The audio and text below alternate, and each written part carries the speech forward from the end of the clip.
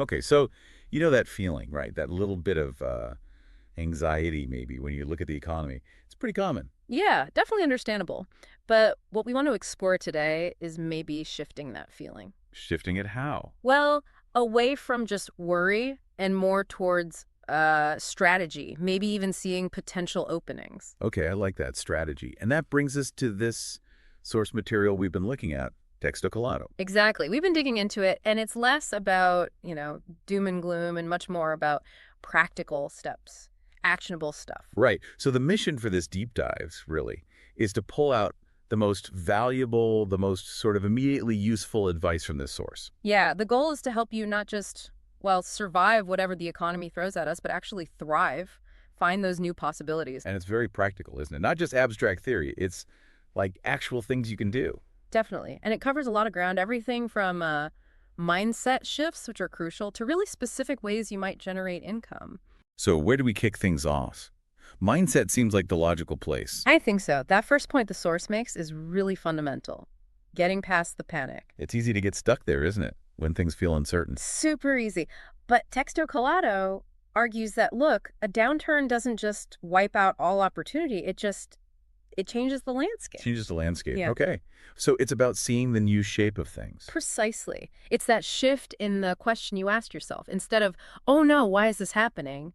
It's more like, okay, where are the gaps now? Where are the new needs? Puts you in a more active position, Uh, less reactive. exactly. You're Yeah. looking for something, not just bracing for impact. Like after a storm, things look hmm different, but maybe there's new ground cleared. Right, right. Okay. And that ties into the next point, doesn't it? About solving real problems. Yes, absolutely. Because even when the economy tightens up, people still have needs. Businesses still have needs.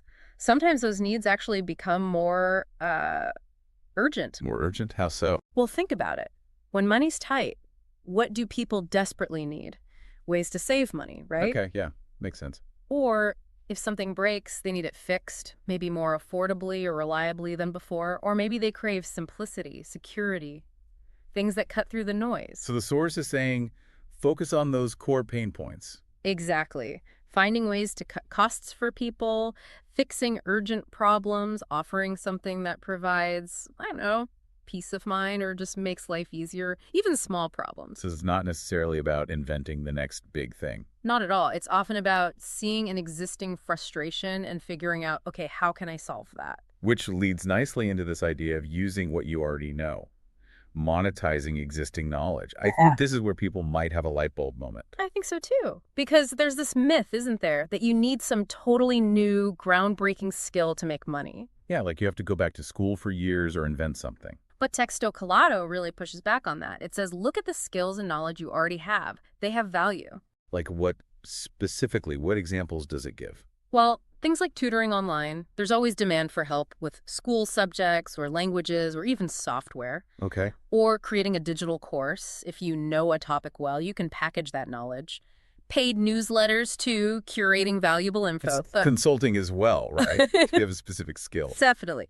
Businesses pay for expertise. It's really about recognizing your own assets and figuring out how to package them effectively. Packaging them, that's a good way to put it. Taking what you know and making it useful and valuable to someone else. Precisely. And then building on that, the source really hammers home the importance of multiple income streams. Yeah, that feels acutely relevant right now. The idea of relying on just one paycheck feels, well, a bit precarious. It absolutely is. Texto Collado makes that point strongly. A single income source equals vulnerability, especially when things are unstable. So what kind of streams does it suggest? Oh, a whole range. There's freelancing, obviously writing, design, coding, things like that. Creating digital products, ebooks, templates for tools people use like Canva or Notion. Right, digital assets. Yeah. Print on demand is another one. You design something, put it on a t-shirt or a mug, and a service handles the printing and shipping. Less upfront cost there. Exactly. Yeah. Then there's affiliate marketing, recommending products you use and getting a cut, and even things like drop shipping or reselling. Lots of different models. And the source mentioned something about even small amounts making a difference, didn't it? Yes, that was really encouraging. It stressed that even an extra, say, $100 a month isn't trivial. It adds up.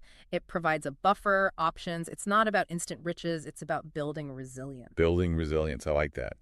Okay, but what if you're starting from scratch? Like, you don't have much money to invest in setting these things up. That's a fair question, and Textocolato addresses it directly by focusing on leveraging free platforms for visibility. Free platforms, like social media. Exactly. Think about TikTok. It's not just dancing, right? You can use it to teach quick skills, share insights, build an audience. YouTube is great for more in-depth explanations, tutorials, establishing yourself as knowledgeable. And Instagram. Perfect for visual stuff, showing your work if you're a designer, photographer, artist, or even just building a personal brand.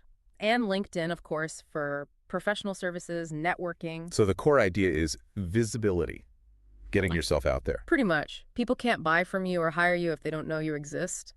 These platforms, used smartly, are powerful, free tools to build that awareness. Which kind of connects to the next point. Hmm. Focusing on skills that are actually in demand. Yes, this is crucial. General knowledge is good, but in a tight economy, specific, marketable skills, that's where the real value often lies. So what kind of skills does the source highlight? Several key ones. Copywriting, that's writing persuasive text for marketing. Hugely valuable. Not always needed? Always. Video editing video is massive online. SEO, search engine optimization, helping businesses get found on Google. Data analysis companies need people who can make sense of numbers. Social media marketing. And interestingly, knowing how to use AI tools effectively. Like ChatGPT Yeah, for well- automation and things. Exactly. Using AI to boost productivity, create content, analyze data, that's becoming a really valuable skill set in itself. And the good news is you can learn a lot of this stuff online, often for free or low cost, right? Absolutely. There are so many resources, Coursera, YouTube tutorials, blogs. The information is out there if you take the initiative to learn. It's about investing in yourself. Investing in yourself. Okay, let's switch gears slightly to managing the money you do have or save, cost cutting and investing. Right. This part is about discipline. Textocolato has a great line, treat every dollar saved like a dollar earned. Give it that same value. So being really intentional about where money goes. Extremely intentional. It talks about being pretty ruthless with cutting non-essential costs. Stuff that doesn't give you a return on investment, doesn't really improve your life significantly. Okay, trim the fat, but it also mentioned investing, didn't it? Yeah. It's not just about cutting everything. Correct. And this is a key distinction. It's about smart investments. Things that will actually help you earn more or be more efficient. Like what? Maybe software that saves you hours of work, or a course that teaches you one of those high-demand skills we just talked about. Maybe even targeted advertising if it directly brings in clients or sales. So it's the difference between being lean and just being cheap. Exactly. Lean and strategic. Don't cut things that actually help you grow, but be really critical about everything else. That makes sense. Being frugal versus being strategic. Mm-hmm. Okay, now, another point that might seem simple but is apparently crucial, networking. Oh, hugely important. The source says something like, you don't get rich in a vacuum. Relationships are key. They open doors. So it's not just about what you know, but who you know. Still true. Still very true, according to this. But it's about active networking, reaching out to people, messaging them, offering value first. Offering value, like sharing an interesting article, offering a helpful suggestion, looking for ways to collaborate, helping others out, building genuine connections, not just collecting contacts. That idea of reciprocity, giving first. Exactly, because you never know. Your next client, a referral, a crucial piece of advice, it often comes through those connections you've nurtured. Okay, now, there's an interesting point about thinking globally, even if you're acting locally. Yes. This was about broadening your horizons beyond just your immediate town or city, especially if the local economy isn't great. How does that work in practice? Well, the internet basically removes geographic barriers for a lot of work, right? So Textocolato talks about looking for remote jobs anywhere in the world or finding clients internationally. Maybe someone in a country with a stronger currency who can pay more for your skills. Using global online marketplaces. So your potential market or employer pool is suddenly much, much bigger. Exactly. It's a reminder not to limit your thinking to just your local area. The opportunities might be online, anywhere. Right. Okay, and what about starting small? Sometimes people get discouraged if they don't see huge results right away. Yeah, and the source really addresses that. It stresses the importance of just starting, even if the initial results, the initial earnings, seem tiny, especially in tough times. Why is starting small so important? Momentum. It's about the compounding effect. Those small wins, your first client, your first $50 earned. They build confidence. Yeah. They help you refine your skills, get testimonials, learn what works. Each small step builds on the last. You shouldn't despise those humble beginnings. They're necessary. The foundation, isn't it? You build from there. You don't start at the top. Precisely. It's about consistent effort over time. Those small starts eventually lead to bigger things if you stick with it. Okay, that's really encouraging. And finally, this source wrapped up with some bonus mindset points, some core truths. Yeah, these were great, kind of foundational beliefs to carry with you. The first one was powerful. The economy isn't really your limitation, your mindset is. Wow. Okay, that puts the power back in your hands. It does. The second was that wealth doesn't just disappear in a crisis, it tends to shift. So the goal is to figure out where it's shifting to and position yourself there. Interesting. Follow the money, essentially. In a strategic way, yeah.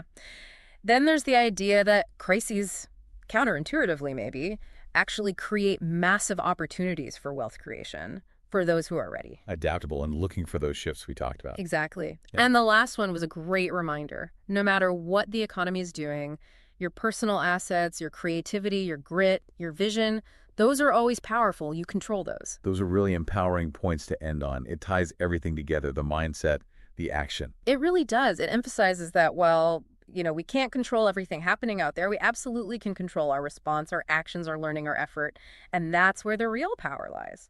So wrapping this all up, our deep dive into Texto Collado paints a picture that's, well, actually quite hopeful, isn't it? Even if the economic news feels heavy sometimes. Definitely hopeful, and more importantly, actionable. It shows that with the right strategies, the right mindset, focusing on value, you can do more than just get by. You can actually find ways to thrive.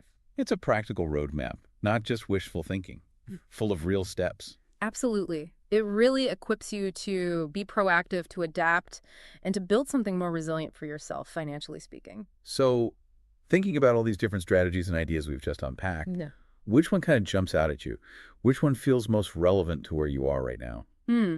That's the real question, isn't it? Yeah, and maybe the follow-up is, what's one small thing, one concrete action you could take, maybe even today, just to explore that specific strategy a little bit further? That could be your starting point.